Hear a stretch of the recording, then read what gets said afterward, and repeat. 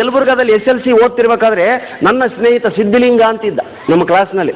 ದೊಡ್ಡ ಸೊಳೆ ಮಗ ಅಂದ್ರೆ ಅವನ. ನೋಡ್ರಿ, ನಮ್ಮ ಬಾಯಾಗಿದ್ದು ಸಲೀಸ್ ಬರ್ತದೆ ಸೊಳೆ ಮಗ ಅಂತ. ಯಾಕಂದ್ರೆ ಸೊಳೆ ಮಗ ಅನ್ನೋದು ನಮ್ಮ ಕಡೆ ಬೈಗಳಲ್ಲ ಸ್ವಾಮಿ, ಅಡ್ಜೆಕ್ಟಿವ್ ಇದು. ನಾನು ಯಲಬುರ್ಗಿಯಲ್ಲಿ ಶಾಲೆಯಲ್ಲಿದ್ದಾಗ ಸಿದ್ಧಲಿಂಗ ಅಂತ ದೊಡ್ಡ ಸೊಳೆ ಮಗ. ಏನು ಉತ್ತರ ಕೊಡ್ತಿದ್ದೀನಿ ರೀ ಅಂದ್ರೆ ಒಂದು ಸಂಬಂಧನೇ ಇರ್ತಿರ್ಲಿಲ್ಲ, ಆದರೆ ಉತ್ತರ ನಿಖರವಾಗಿರ್ತಿದ್ವು ಅವ್ರ ಉತ್ತರಗಳು. ಏನ್ರಿ ಆಶ್ಚರ್ಯ, ಸಂಬಂಧವೆಲ್ಲ ನಿಖರವಾಗಿರ್ತಂದ್ರೆ ಏನಿದು? ಅದೇ ಸ್ಪೆಷಾಲಿಟಿ ನಮ್ಮದು ಉತ್ತರ ಕರ್ನಾಟಕದ. ಮೇಷ್ಟ್ರು ಬರೋರ ಕ್ಲಾಸಿಗೆ ಒಳಗಡೆ, ಲೆಕ್ಕದ ಮೇಷ್ಟ್ರು ಫಸ್ಟ್ ಪೀರಿಯಡ್ ಲೆಕ್ಕ ಫ್ರೆಶ್ ಆಗಿರ್ತಾರೆ, ಲೆಕ್ಕ ಬೇಗ ತಲೆಗೆ ಹೋಗಲಿ ಅಂತ. ಬರ್ಕೊಳ್ರಿ, 10 ರೂಪಾಯಿಗೊಂದು ಕುರಿ ಆದ್ರೆ 100 ಕುರಿಗೆ ಎಷ್ಟು? ಟಕ ಟಕ 10 × 100 ಮಾಡಿ ನಾವು ತೋರಿಸ್ಬಿಡೋದು. ಎಲ್ಲರಿಗೆ ಸಹಿ ಆಗ್ತದೆ. ಸಿದ್ಧಲಿಂಗ ಲಾಸ್ಟಿಗೆ ಕೂತಿರೋದು.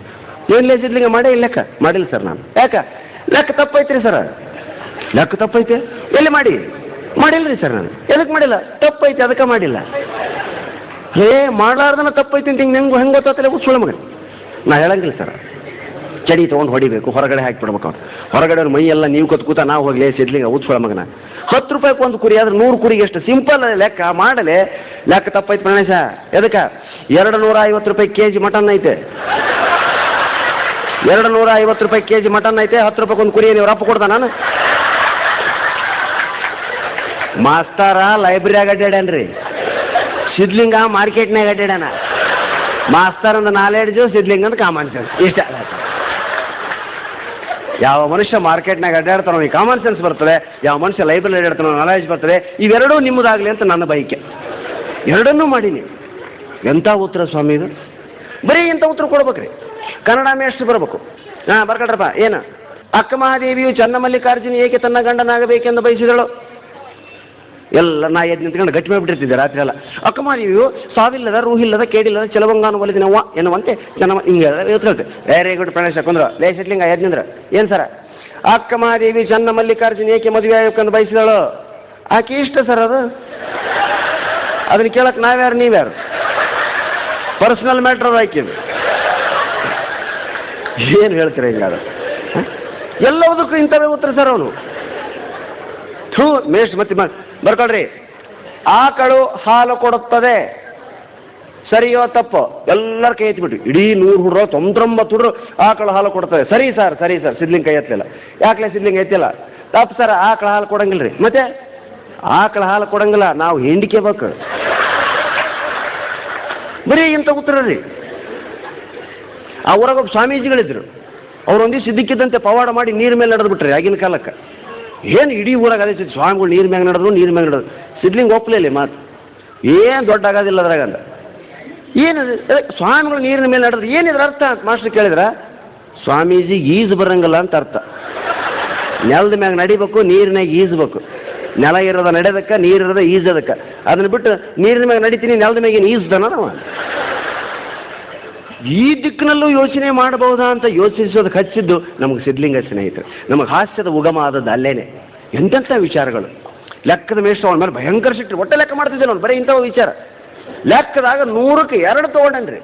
2 ಮಾಸ್ಟ್ರಿಗೆ ಬೆಂಕಿತ್ತು ಎದ್ದಿದ್ದಿಲ್ಲ ಉತ್ಸವ ಎದ್ದು. ಎಷ್ಟು ತೊಗೊಂಡು ಲೆಕ್ಕದಾಗ? 2 ರೀ ಸರ್. ಎಷ್ಟಕ್ಕೆ? 100ಕ್ಕೆ ರೀ. ವಾಹ್, ಮನೆಗೆ ತೋರಿಸ್ತೇನೆ ಮಾರ್ಕ್ಸ್ ಕಾರ್ಡ್ ತೋರಿಸಿದ್ದೀನಿ ಸರ್. ಏನಂದ ನಿಮ್ಮಪ್ಪ? ಹೊಲ್ಬಿಟ್ರೆ ಅದನ್ನೇನು ಕೇಳ್ತಾರೆ. ಬಾಯಿಲೆ ಏನ ನಿಮ್ಮಪ್ಪ? ಜಗ್ ಬೈದನ್ರಿ ಸರ್. ಬಾಯಿಲಿ ಮ್ಯಾಲೆ ಬಾ, ಎಲ್ಲರಿಗೆ ಹೇಳ. ಏನು ಬೈದ ಎಲ್ಲರಿಗೆ ಹೇಳ?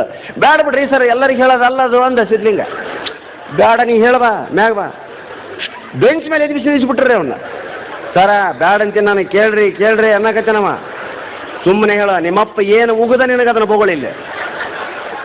ಒಂದು ಕ್ಷಣ ಎಲ್ಲರೂ ಮೌನ. ಏನನ್ಬೇಕ್ರಿ ಸಿದ್ಧಲಿಂಗ? ನಮ್ಮಪ್ಪ ಯಾವ ಸೊಳೆ ಮಗಲೇ ಹಿಂಗೆ ಲೆಕ್ಕ ಕಲಿಸ್ತಾವ ಅಂದನ್ರಿ. ಬೇಕಿತ್ತ ಇದು ಮಾಸ್ಟ್ರಿಗೆ? ದುಬೈಗೆ ಹೋಗಿದ್ದೆ ಸ್ನೇಹಿತರೆ. ಅದ್ಭುತವಾದಂಥ ಅನುಭವ, ದುಬೈದ ಅನುಭವ. ಏನು ದುಬೈ ರೀ, ನೀವು ತಪ್ಪು ತಿಳ್ಕೊಬೇಡಿ. ಏನಪ್ಪ ನಮ್ಮ ಕರ್ನಾಟಕ ನೀವು ಬೈತಾನೆ ಅಂತ. ರಾಮರಾಜ್ಯವನ್ನು ನಾನು ಕಂಡದ್ದು ದುಬೈನಲ್ಲಿ ಸ್ನೇಹಿತರೆ. ಸಂಬಂಧವೇ ಇಲ್ಲ. ರಹೀಮನ ರಾಜ್ಯ ಅದು, ಅಲ್ಲಿ ರಾಮರಾಜ್ಯ ಇದೆ. ರಾತ್ರಿ 2 ಗಂಟೆಗೆ ಮೈತುಂಬ ಒಡವೆಗಳನ್ನ ಹಾಕ್ಕೊಂಡು ಹೆಣ್ಮಕ್ಳು ನಿರ್ಭಯವಾಗಿ ಅಡ್ಡಾಡುವಂಥ ಊರು ದುಬೈ. ದುಬೈ ತೆರೆದುಕೊಳ್ಳದೆ ರಾತ್ರಿ 12 ಗಂಟೆಯ ಮೇಲೆ. ಎಲ್ಲ ಬಜಾರ್ಗಳು, ಸಿಟಿ ಮಾರ್ಕೆಟ್ ಅಂತಿರ್ತವೆ. ಇಡೀ 24 hours ದುಬೈ ನೆವರ್ ಸ್ಲೀಪ್ಸ್ ಅಂತ ಹೇಳ್ತಾರೆ. ದುಬೈ ಮಲಗೋದೇ ಇಲ್ಲ. ಪೊಲೀಸ್ ಸ್ಟೇಷನ್ಗಳಲ್ಲಿ ಕ್ರೈಮ್ಗಳೇ ಇಲ್ಲ. ಪೊಲೀಸರೆಲ್ಲ ಖಾಲಿ. ಒಂದೇ ಒಂದು ಫೈಲ್ ಇಲ್ಲ ಯಾರ ಟೇಬಲ್ ಮೇಲೂ. ಯಾಕೆ? ಕಳ್ಳತನ ಮಾಡಿದ್ರೆ ಕೈ ಕಡಿತಾರೆ, ಯಾರನ್ನಾದ್ರೂ ಒದ್ರೆ ಕಾಲು ಕಡಿತಾರೆ, ಯಾರಿಗಾದ್ರೂ ಕಣ್ಣು ಹೊಡೆದ್ರೆ ಕಣ್ಣು ಕಿತ್ತಾಕ್ತಾರೆ, ಬೈದ್ರೆ ನಾಲಿಗೆ ಕಿತ್ತಾಕ್ತಾರೆ. ಮತ್ತೇನೇನು ಮಾಡ್ತಾರೋ ಏನೇನು ಮಾಡಿದರೆ. ಭಯ, ಭಯದ ಮಗಳೇ ಭಕ್ತಿ. ದೇಶಭಕ್ತಿ ನಮ್ಗೆ ಬರಬೇಕಾದ್ರೆ ಮೊದಲು ನಮಗೆ ದೇಶದ ಬಗ್ಗೆ ಭಯ ಇರಬೇಕು ಸ್ವಾಮಿ.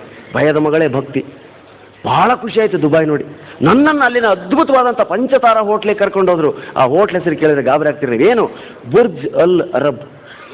ಏನು ಅಶೋಕ ವಿಂಡ್ಸರ್ ಮ್ಯಾನರ್ ಅಲ್ಲ ನೋಡಿ, ಡ್ಯಾನ್ಸ್ ಮಾಡ್ಬೋದು. ಬುರ್ಜ್ ಅಲ್ ಅರಬ್ ನೋಡಿ, ಎಷ್ಟು ರಿದಮಿಕ್ ಆಗಿದೆ ನೋಡಿ ಹೆಸರು.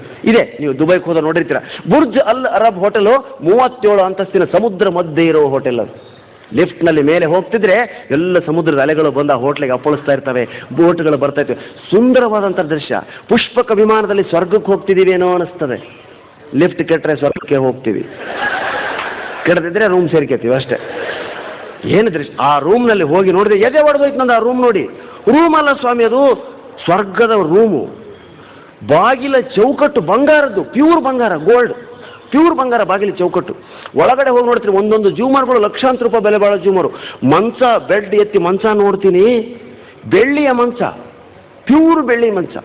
ತಲೆದಿಂಬಿಗೆ ಬಂಗಾರದ ಕುಸರಿ ಕೆಲಸದ ತಲೆದಿಂಬು, ಕನ್ನಡಿಯ ಫ್ರೇಮು ಬೆಳ್ಳಿದು, ಬಾಚಿಕೊಳ್ಳುವಂಥ ಬಾಚಣಿಗೆ ಬೆಳ್ಳಿದು, ಕಪ್ಪು ಸಾಸರು, ಊಟ ತಟ್ಟೆ, ಲೋಟ, ಬಟ್ಲ ಎಲ್ಲ ಪ್ಯೂರ್ ಬೆಳ್ಳಿ, ಒಂದು ಚೂರು ಮಿಕ್ಸ್ ಇಲ್ಲ. ಅಷ್ಟೇ ಯಾಕೆ ಸ್ವಾಮಿ, ಟೂತ್ ಪಿಕ್ಸು, ಹಲ್ಲಲ್ಲಿ ಹಾಕೋ ಟೂತ್ ಪಿಕ್ಸು ಅವು ಕೂಡ ಬೆಳ್ಳಿವು. ಒಂದು ಡಜನ್ ಇಟ್ಟಿದ್ದಾರೆ ರಬ್ಬರ್ ಬ್ಯಾಂಡ್ ಹಾಕಿ.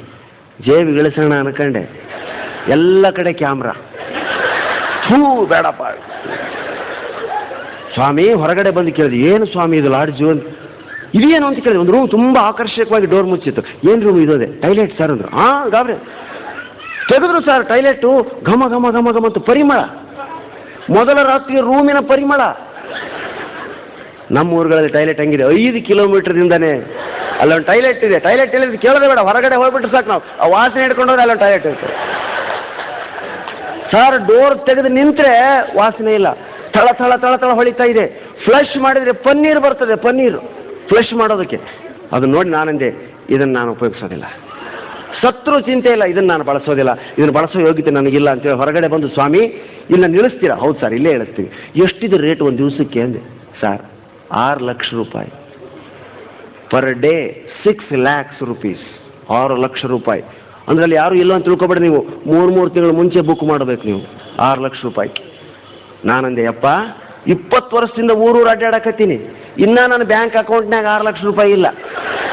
ಇಲ್ಲಿ ಒಂದೇ ರಾತ್ರಿಗೆ 6 ಲಕ್ಷ ಕಳ್ಯಾಕ ನಾನು ಅಲ್ಲೇ 6 ಲಕ್ಷ ನನ್ನ ಕೈಯಾಗ ಕೊಡ್ರಿ, ಬಸ್ ಸ್ಟ್ಯಾಂಡ್ ಮೇಲೆ ಊರಿಗೆ ಹೋಗ್ತೀನಿ ನಾನಂದೆ. ನಿಮ್ಮ ಮನೆ ಬಾರನೇ ಎಷ್ಟು ಬರ್ರಿ ಇಂಡಿಯನ್ಸ್ ಅಂತ ಕರ್ಕೊಂಬಂದ್ಬಿಟ್ರು. ಮನೆಯಲ್ಲಿ ಊಟ ಮಾಡಿದೆ, ಕಾರ್ಯಕ್ರಮ ಕೊಟ್ಟೆ, ಮರುದಿವ್ಸ ಚೆನ್ನಾಗಾಯ್ತು. ಇಮ್ಮಿಡಿಯೇಟ್ ಬೆಂಗಳೂರಿಗೆ ಬರಬೇಕಾಗಿತ್ತು, ಬಂದೆ. ಬಂದ ತಕ್ಷಣ ಗುಲ್ಬರ್ಗ ಜಿಲ್ಲೆ ಯಾದಗಿರಿ ನೋಡಿ, ದೇವರು ಅದನ್ನು ತೋರಿಸ್ತಾನೆ, ಇದನ್ನು ತೋರಿಸ್ತಾನೆ. ಮಗನೇ ಅದು ನೋಡಿ ಮೈ ಬರಿಬೇಡ, ನಮ್ಮ ದೇಶ ಬೇರೆ ಇದೆ, ನಮ್ಮ ಸಂಸ್ಕೃತಿ ಬೇರೆ ಇದೆ, ಬಾಯಿಲಿ ಅಂತ ತೋರಿಸೋದಕ್ಕೆ ಎಳ್ಕೊಂಬಂದ ನಾನು ಯಾದಗಿರಿಗೆ. ಮರುದಿವ್ಸನೇ ದುಬೈಯಿಂದ ಇಳಿದಿದ್ದೀನಿ, ಬಸ್ ಹತ್ತಿದ್ದೀನಿ, ಯಾದಗಿರಿಯಲ್ಲಿ ಇಳಿದಿದ್ದೀನಿ. ಅಲ್ಲೂ ಕಾರ್ಯಕ್ರಮ ಕೊಟ್ಟೆ. ಯಾದಗಿರಿ ಕಾರ್ಯಕ್ರಮ ಮುಗಿಸಿ ಕೆಳಗೆ ಇಳಿತಾ ಇದ್ದೀನಿ. ಕಾರ್ಯಕ್ರಮ ಮಧ್ಯದಿಂದ ಒಬ್ಬ ಎದ್ದು ನಿಂತ. ಸರ ನನ್ನ ಹೆಸರು ಶರಣಪ್ಪ ಗೌಡ ಅಂತ. ಹಾಂ, ನಾ ಏನು ಮಾಡಲ್ರಿ ಅಂದ. ಪ್ರಾಣೇಶ್ ಅಂದ್ರೆ ನೀವು ಹೌದಲ್ಲ? ಹೌದು. ಇಲ್ಲಿ ಬಗಲಾಗ ಅಂದ್ರೆ ಪಕ್ಕದಾಗ ನಮ್ದೊಂದು ಹಳ್ಳಿ ಐತ್ರಿ, 12 ಕಿಲೋಮೀಟರ್ದಾಗ ಎಲೇರಿ ಅಂತ ಹೇಳಿ. ಆ ಹಳ್ಳಿಯಾಗ ನಾಳೆ ನಿಮ್ಮ ಕಾರ್ಯಕ್ರಮ ಇಟ್ಕೋಬೇಕಂತ ಮಾಡಿ ಸರ, ನಾನು ಆ ಊರು ಗೌಡ ಬರ್ತೀರಾ ಅಂದ. ಇಲ್ಲ ಸರ್ ಬರಂಗಿಲ್ಲ. ಯಾಕೆ? ಹಳ್ಳಿ ಜನ ನಗಂಗಿಲ್ಲ ಸರ್. ಯಾಕೆ ನಗಂಗಿಲ್ಲ ರೀ ಅಂದರೆ, ನಾನು ಮಾತಾಡ್ತೀನಿ ಸರ್, ಸಾಹಿತ್ಯ ಹೇಳ್ತೀನಿ, ಸಾಹಿತ್ಯ ಅರ್ಥ ಮಾಡ್ಕೊಂಡು ನಗೋ ಶಕ್ತಿ ಅವ್ರಿಗಿಲ್ಲ, ಅದಕ್ಕೆ ಅವ್ರು ನಗಂಗಿಲ್ಲ. ನಾವು ಅಲ್ಲೇ ಅಂದೆ. ಏನು ಅನ್ಬೇಕ್ರಿ ಅವ? ನಗಂಗಿಲ್ಲ. ನಾ ಊರು ಗೌಡ, ನಗಲಾರ್ದವ್ರು ಒಬ್ಬೊಬ್ಬ ನಿಮ್ಮ ಮುಂದೆ ಒದ್ದು ಬಿಡ್ತಾನೆ ಬರ್ರಿ ಅಂದ. ಯಾವಾಗ ನಗಲಾರ್ದು ನಮ್ಮ ಒದಿತಾನಂದ್ರೆ ಒಲ್ಲೆ ಅಂದ್ರೆ ನನ್ನ ಒದಿತಾನ್ರಿ. ಇದು ಅಂಡರ್ಸ್ಟುಡ್. ಇದು ಬರ್ತೀನಪ್ಪ ಗೌಡ ನಡಿ ಎಲ್ಲಿ ಐತೆ ಅಂದೆ. ಓಪನ್ ಜೀಪ್ನ ಕರ್ಕೊಂಡು ಹೋದನ್ರಿ. ಟಮಟಿ ಹೊಡಿಯೋದು ಊರಾಗ. ಹಿಂಗೆ ನಕಲಿ ಮಾಡೋರು ಬಂದಾರ, ಯಾರಪ್ಪ ಅವರು ಅಂತ ಕೇಳೋರು ಮಂದಿ. ಅಯ್ಯೋ ಯಾರಂತ ಕಿತ್ತು ಮತ್ತೆ ವಾಪಸ್ ಒಂದು ಸರ ನೀವು ನನ್ನ ಹಿಂದೆ ಬರ್ರಿ ಅಂದ. ಮುಂದೆ ಟಮಟಿ ಬಡಿಯವ, ಹಿಂದೆ ನಾನು ರೀ ಮೆರವಣಿಗೆ ನಂದು ಊರಾಗ. ನನ್ನ ಇವರ ಮಾತಾಡ್ತಾರೆ, ನಮಸ್ಕಾರ ಬರ್ರಿ. ನನಗೆ ಎಲೆಕ್ಷನ್ ನೆನಪಾಗಿ ಬಿಟ್ಟಿತ್ತು ರೀ. ಮನೆ ಓಟ್ ಕೇಳಿದಿರ್ತಾವ ನಮ್ಮ ನಾಯಕರುಗಳು, ಹಂಗಾಗ್ಬಿಟ್ಟಿತ್ತು ನನಗೆ.